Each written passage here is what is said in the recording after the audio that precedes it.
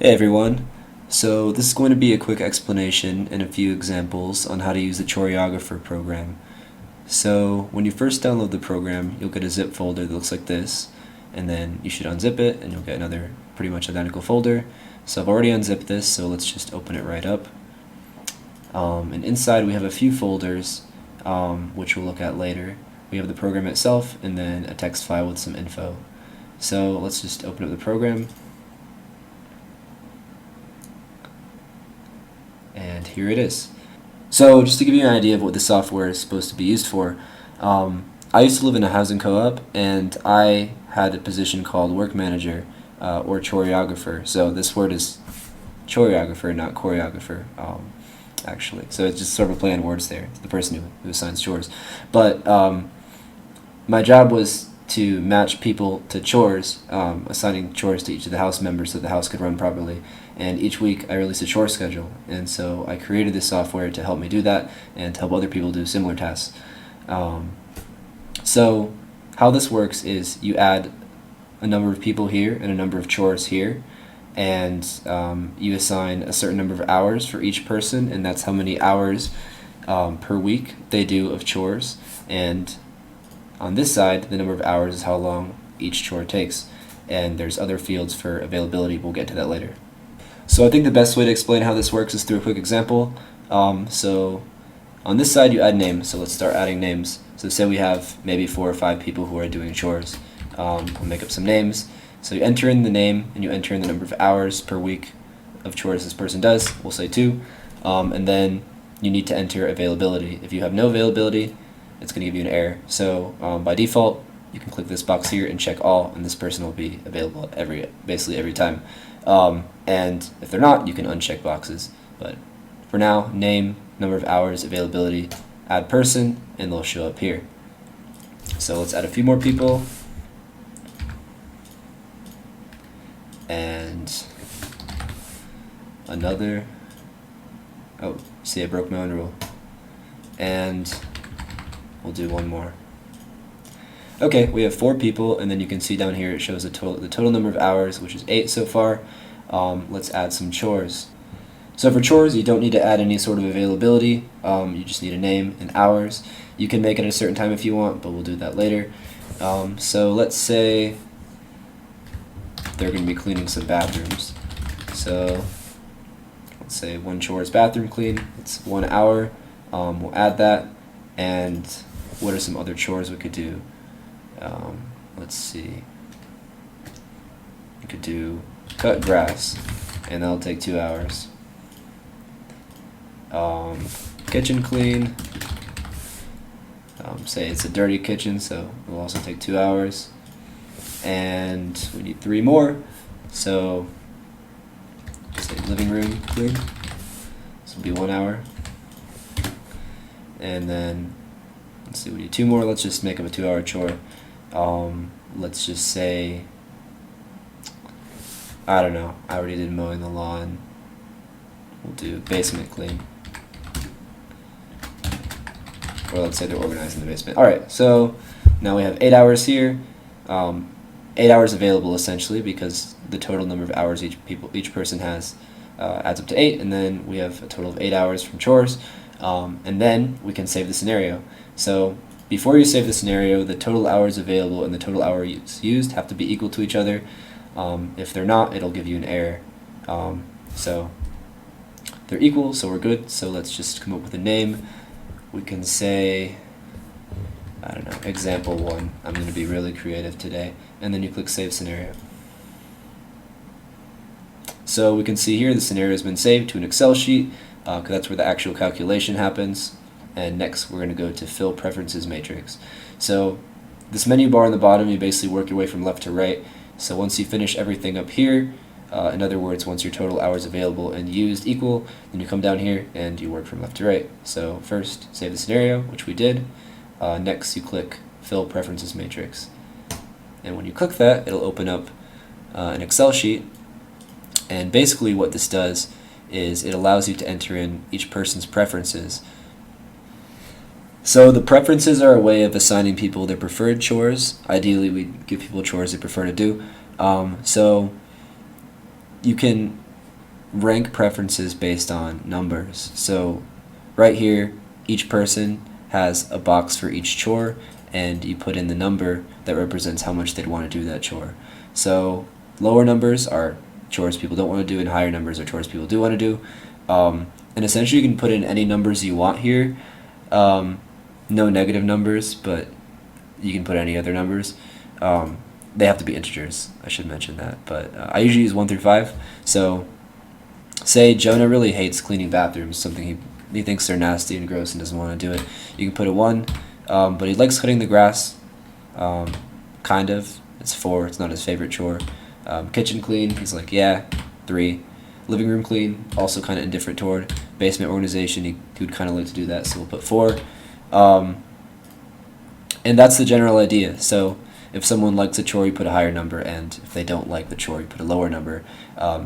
What I used to do when I was work manager, choreographer at my co-op, was I would send out a form and ask people to basically rank chores from 1 to 5, and then I would just put their numbers down in, well, I had an earlier version of this program back then, but I would put the numbers down in something like this. So let's just finish this out. It doesn't matter too much. I'm going to put somewhat random numbers. And you want to make sure that basically every box that has a name above it and a chore to the left is filled out. The rest of them you should just leave blank. And once you do that, hit save, file saver, control S, and then hit X. Alright, so now that we've filled out our preferences matrix, we move on to the last step, which we move one more button to the right and click generate schedule. So it usually takes a couple of seconds. And here we are. This is our chore schedule. So this is pretty self-explanatory. In the left column we have the chore titles, so the names of each chore. 1 to the right of that, it's the number of hours per chore, and then 1 to the right of that is the names of the people who are assigned to each chore. And this being in an Excel format is very convenient because you can just copy and paste this into either another Excel sheet or a Google Sheet or anything that you want to use to distribute your schedule to the people doing the chores, or to save to your own for your own personal reference. So let's just take a look at this really quick. Remember that we added each person with 2 hours, 2 chore hours. So looking at the schedule, you can see that everyone's been assigned a total of 2 hours. For 3 of them, they just got 1 2-hour chore, and then Dina got 2 1-hour chores, so she also got 2 hours. And I can't really prove right now in this video that everybody had chores assigned according to their preferences, but we can take a quick look and see that it roughly lines up. And let's see, for example, Jonah really didn't want to do the bathroom clean, right? We assigned him 1 for that. And looking back at the schedule, we can see that he in fact did not get that chore. Now looking back at this, you can see Dina really wanted to do either bathroom clean or cutting the grass. And looking back at the schedule, we can see she got the bathroom clean, so she got her wish at least on that one. Okay, so now that we've done sort of a basic example, let's do a bit of a more complicated example. And this isn't going to be fundamentally too much more complicated, it's just going to use a few more of the features. So I'll show you one more feature right now. This button right here that says generate new scenario, if you click on that, it'll reset everything, so it'll allow you to just kind of start over. But our scenario is still saved, so if you want to get it back, you click load existing scenario, and here are all of our saves. And right now we just have that one called example 1, so if you want to bring that back up, click on it, click open, and it comes right back. Alright, so let's start fresh and I'll show a bit of a more elaborate example. So just like before, we're going to add names. We'll add Amy again and give her 4 hours, and then this time we're going to make the availability be something other than default. So this is also pretty self-explanatory. Each column is a different day, and then each row is a different time. So in future updates, I may make this so you can select hour by hour, but right now for space constraints and simplicity, I just have basically 5 sections of the day. So you can check and uncheck based on whether each person is available generally during those times. So let's say Amy, just for fun, isn't available at all on Monday or Wednesday, and then Fridays, she just doesn't want to do any chores at night on Fridays. So we'll add her, and let's just add some more people. I'll just go through and do this.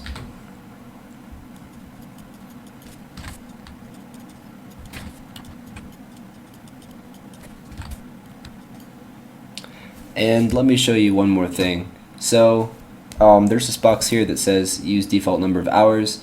This is basically a shortcut. If you have a lot of people who have the same number of hours that you want to add, you can just enter that number here, say it's 2, and then check this box. And now you won't have to enter a number of hours here. As long as there's a number here and this box is checked, that'll fulfill your requirement for hours, basically. So I'm just going to add myself to this, and I'm definitely not going to be free on Friday nights. Just going to add all these, and yep, like I said, you don't need to fill anything out here. Just add person, and then if we add somebody else, don't need to add hours again for that person. So there we go. We have a pretty good list. We have 22 hours. You can add up to 30 people here, actually. If you try to add more than 30 people, it'll give you an error. But we're very far below that limit right now, so we should be good. So let's move on over to chores. Alright, so on the chore side, there's two features that I want to show you here, and those are these two down here. The first one is called allow repeat same day, and the other one is called allow repeat same week. So we're going to start with this one. Essentially what this does is allow you to duplicate chores and make multiple of the same chore in the course of 1 week. So I'll show you an example. Say we have a chore called bathroom clean, and we want a bathroom or bathrooms to be cleaned twice in 1 week. So we would check this box, and then next number of instances, which just got on grade here, we'd enter in 2 and click add chore, and that'll add this to the list. And if you notice, it has the name of the chore, the number of hours per chore, and it says 2x per week. So that just means that it's going to assign 2 of the same chore. And later on, when we generate the chore schedule, you'll see that it'll actually make 2 of these, and it'll add a number after. So there'll be bathroom clean 1 and bathroom clean 2. So this could be 3 or 4, any other number too, and it'll make that many of each chore. So for allow repeat same day, this works a bit differently. For allow repeat same week, essentially, what that allows you to do is add multiple chores in 1 week that can be done at any time during the week. So for bathroom clean, we added 2 instances, so there's 2 instances of this chore per week. There's 2 separate chores, and they can be assigned right now either to different people or the same person, but they're 2 different chores. There's no time constraint on when they can be done as long as they're done during the week. For allow repeat same day, you use that in a different circumstance. So you use that with chores that are assigned at a specific day and time. The allow repeat same day allows you to assign multiple people to a chore at the same time, essentially the same chore at the same time. So I'll show you an example with that. So let's uncheck this, and we're going to call this dinner cook. So say you want people to cook dinner on multiple days of the week. To select specific days, you uncheck any day, and then now you can select specific days. So say it's going to be Monday, Tuesday, Wednesday, Thursday, and then Sunday. And then you also need to select a time. For chores that are time dependent, you need to select a day and a time. And uncheck any time to select a time. And if you check multiple times, basically it'll mean that chore can be done during multiple times. But this works with availability, so if someone's not available during the time the chore has to be done, they won't get assigned that chore. So for dinner cook, I mean, it's dinner, so it's going to be during the dinner time range, basically. And how this is going to work right now, if we were to just add this, is it would add 5 different chores. It would add a dinner cook for Monday, dinner cook for Tuesday, Wednesday, Thursday, and Sunday, and all of them would be during this time slot. And it would check and see whether a person is free based on their availability on that day for each chore and during this time. So we want there to be multiple people doing dinner cooks during each time slot. So say we want there to be 2 dinner cooks for each time slot, we check allow repeat same day, we enter in 2, and now there's going to be 10 chores total, because not only are there going to be dinner cooks on Monday, Tuesday, Wednesday, Thursday, Sunday, there's going to be 2 on each of those days, so it's going to generate 10 chores total. So we click add chore, and that shows up here, and you can see there's the chore name, dinner cook. It's 2 hours each, 2 times a day, and then it shows which days of the week it's assigned to. So we just added 10 chores and they're 2 hours each, so we actually added 20 hours, and now we have 22 hours available and 22 hours used. So we could be good to just save the scenario once we give it a name. But first, I'll show you one more thing, which you might have guessed is something that you do here. If you select either a person or a chore, and you click delete selected, they disappear, and they're removed from the list, and their hours are removed from the total. So I don't have an actual reason to remove this person, so we'll just add them back. There we go, and add their availability back. And yeah, you can do the same thing here. You just click on this and then click delete selected. I'm just going to add a chore and then delete it. So that's how that works. So we have a number of people and hours and a number of chore hours that match. So let's go ahead and save this. We're going to call this example 2. I know, right? Save scenario. It's saved. And now we're going to click fill preferences matrix.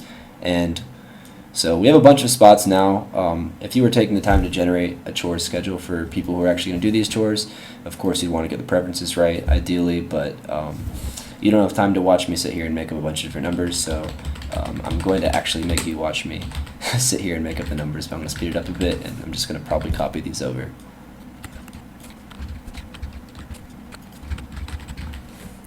Alright, see, these are all filled out. As always, make sure that you filled out all of the ones that need to be filled out and have left the rest of them blank. This is actually a pretty big matrix because, like I said before, you can add up to 30 people, so there's 30 columns, and there are actually 45 rows here. So you can add up to 45 chores, and if you go over 45 chores, it'll give you a message here basically saying you've exceeded the chore limit, but remember, each one of these lines isn't necessarily one chore. This one's 2 chores and this one's 10 chores. So if they all add up to over 45, or they'll be under 45, and then if it would be over 45 when you added the chore you're currently entering, it won't let you enter it and it'll give you that error. So keep it under 45. So we're done with these preferences, so we're going to save, exit, and then click generate schedule. So here we go, here's the schedule. The total is 22 hours. We have the sum down here. I didn't mention that before, but you might have seen it. And yeah, so I can show you a bit more about how the actual chore schedule program works now in terms of looking at the Excel sheet. So pretty basic overview. As you might have guessed, the preferences and the schedule tabs are actually tabs on the same file, and the file is named whatever name you gave your chore model. So this first tab is schedule, so this is what gets generated after you click generate schedule. The second tab is preferences, which gets filled up with the names and the chores that you enter, and you fill out the preferences themselves. Now this calc sheet is where the magic happens, basically. So all the names you enter get put here, all the hours you enter get put here, and for chores, all the chores you enter and their hours are put here. And programmatically I have it so, remember we put 2 bathroom cleans, but we just entered in the name bathroom clean and said there were 2 of them. This lists them as 1 and 2. And for dinner cook, it's a bit more elaborate. It does 1 and 2 for each day. Now the availabilities are here. So this is morning, midday, afternoon, dinner, and evening for each day. So there's a 1 if the chore is done there, and a 0 if it's not. So for the chores that we didn't enter a specific time for, there's just 1s all across the board. Essentially 1 means the chore can be done then, and 0 means it can't. So if there's not a specific time, it could be done anytime, so they're all 1s. For the ones that are at a specific time, it's 0 except at that specific time where it's 1. And I have this column here, which I actually haven't filled out because I don't really need to.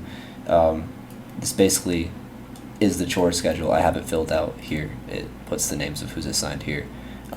But I could just set this column equal to that one. I just haven't yet. So for preferences, this basically just gets copied over from this sheet. When you enter a number here, it'll just appear here, and it sets all the ones you don't fill out to 0.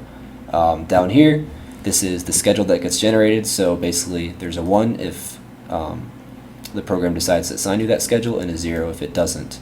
Down here, this essentially calculates how many hours each person is assigned of chores for each chore. So it's all the ones here multiplied by the number of hours for that chore. And down here, it's something called satisfaction. So basically, this is the number of hours times the number you have in your preferences. So it'll be higher if you do a chore that's both more hours and a chore that you want to do. And what happens is it adds up everyone's satisfaction down here, and then it divides it by the number of hours, and then so it's kind of normalized by the number of hours, and then this number at the bottom, total satisfaction, is the sum of all these values for satisfaction per hours. And in fact, this is what the whole program is trying to maximize. It wants this number to be as large as possible, essentially to give people the chores that they want in as much of a quantity as possible. So 24.5 is the highest possible number to get for this model, based on what the model is showing. So if we go to the right here, this is a pretty big sheet. We have availabilities by time. So for each person, it's kind of what it looks like. If they're available at a given time, there's a 1, and if they're not, it's a 0. And down here, this is availability by chore. So not to get too much into the weeds of what this does, essentially if there is a 1 for availability, at any time where each chore has a 1 for it being able to be done, there will be a 1 here, otherwise there'll be a 0. So if that didn't make sense, essentially what that means is if this person is available to do a specific chore at any time that it can be done, there will be a 1, otherwise it'll be a 0. So this is used to make sure that people aren't assigned chores at times when they're not available, or they're not assigned chores that they'll never be free to do. I think I said the same thing twice. But yeah, I don't want to get too much into the weeds of how this works, but you kind of get a glimpse here. I mean, if you want to shoot me an email and ask any questions that are more detailed about how this works, I'd be more than happy to answer them. And down here, this is called overscheduling. So this gets into the final feature that I want to show you back on the spreadsheet, or back on the GUI over here. So overscheduling solves a problem that I had back when I was assigning people's chores at my co-op. Basically, we'd have dinner cooks on most days of the week, sort of like this, and then we'd also do kitchen cleans. So we'd have people clean the kitchen up after dinner cooks. And I didn't want to assign people a task to clean right after dinner and have, if they were also dinner cook, and then have them do dinner cook and then have to clean right after. And I definitely didn't want to make it so that I had 2 dinner cooks and then I assigned the same person to both, because then you basically have the same person doing 2 jobs at once, which isn't really possible. So to solve that, I added this box right here, and by default what it does is it doesn't allow something that I call overscheduling. So basically what that means is it doesn't allow 2 people to be assigned a time-specific chore, or sorry, let me rephrase that. It doesn't allow 1 person to be assigned 2 time-specific chores on a given day. So for example, if you have a chore that's, I'll uncheck these. If you have a chore that's on Monday during dinner time, and then you have another chore that's on Monday, even during midday, it won't give those chores to the same person. And this is kind of like an overly safe approach to what I was talking about before. With the example with dinner cooks and cleans, say you're doing a Monday dinner cook, then this would kind of be the time and day that it would be assigned. If you're doing a Monday dinner clean, it would be right after, so it would be during the evening. So it's same rule, it wouldn't assign you to both of these, to the dinner and the evening one. But to make it extra safe, I made it so it wouldn't assign you to a chore, say Monday during the evening, or even Monday during the morning. It wouldn't assign you to both of those because they're on the same day. So if you want to make it so people can be assigned 2 chores on the same day that are time specific, you check this box here that says allow overscheduling, and that's basically how I define overscheduling. That's what that word means in this context. It'll allow people to be assigned multiple chores in the same day. But also be careful, because in this example, if you have 2 dinner cooks in one day, allowing overscheduling will also allow both of those to be assigned to the same person. So that's just what comes with this territory here if you click allow overscheduling. So I think in most cases you wouldn't need this, unless you really need somebody to do multiple time-specific chores in one day. And moving back to the spreadsheet, that's what this does right here, essentially. So for each person, it sums up the number of Monday chores they have, the number of Tuesday chores, etc. And I have a condition on here to make it so that these have to be less than or equal to 1, so they can't have more than one chore in one day that's time specific. Alright, so I'll explain a bit more about what's in this folder really quick. So in the Choreographer folder, we have the .exe file, which is the actual application. We have this info.txt text file. Basically, it talks about the use conditions for the software, and then gives instructions, which is essentially a link to this YouTube video, but because I'm making it right now, the link isn't there yet, but it will be once you download this. Inside of templates, right now we just have the blank Choreographer template that all the saves are based off of. So same sheet that I showed before, but all blank. And in here is actually some of the overlay that you see from OpenSolver, which is the software that I use essentially to make all of this run. I didn't make OpenSolver, but it's also open source software. And you can see some of the overlay here. So OpenSolver solves linear models, essentially using linear algebra, linear programming more specifically. So essentially what this does is it changes variable cells to maximize or minimize an objective cell. So what that means is it'll change all these cells in pink, these are the variable cells, and it'll mathematically kind of test a bunch of different values, and they're linked through equations to this value here, which is the objective. And it tries to set values for these pink variable cells such that it maximizes this. So like I was saying before, this is like the total satisfaction, that's what it represents. And this needs to be maximized to get the best possible chore schedule. So we have variable cells, we have the objective cell, and then we have a bunch of constraints. Basically, constraints are things that need to be true for the model to be solved, along with this whole maximization.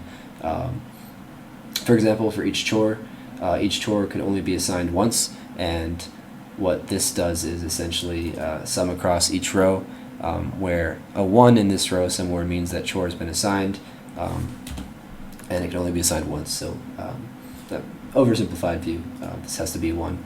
And there's other constraints in here, such as in the overscheduling box, these are sums of how many chores on a given day each person is assigned, and that can't be more than 1. This is constrained to be less than or equal to 1. If you check the overscheduling box and allow overscheduling, it basically ignores this. So yeah, that's sort of TLDR how this works in here. And I didn't talk about the save data tab before, but if you go in here after you make a model, just have a bunch of kind of, not really gibberish, but some of the saved data just like typed in here. So that's just so when you reopen a file, it extracts that, so you can kind of ignore it. So those are the templates. Going back in here to saves, once you save models, they'll show up in here. I've actually already deleted those, but the ones that were called example 1 and example 2, those ended up in here. And then OpenSolver, that's the linear programming software that's open source that I was talking about, so all the files needed to run that are in here. And that's essentially everything that's in the Choreographer folder. Alright, so that's about it for this video. I think it'll be a good starting point for anyone who wants to use this program. One more point about overscheduling. This needs to be checked before you click Save Scenario, otherwise it won't save it. If you check it right before you click Generate Schedule, but after you've saved and done the preferences matrix, it won't allow overscheduling, because when it records whether or not this is checked when you click Save Scenario, essentially. One more thing, kind of fun, you can change the background color of this whole program using a hex code. So you can just look up hex color picker on Google or something like that, and then just pick a color. You know, FFFFFF is white.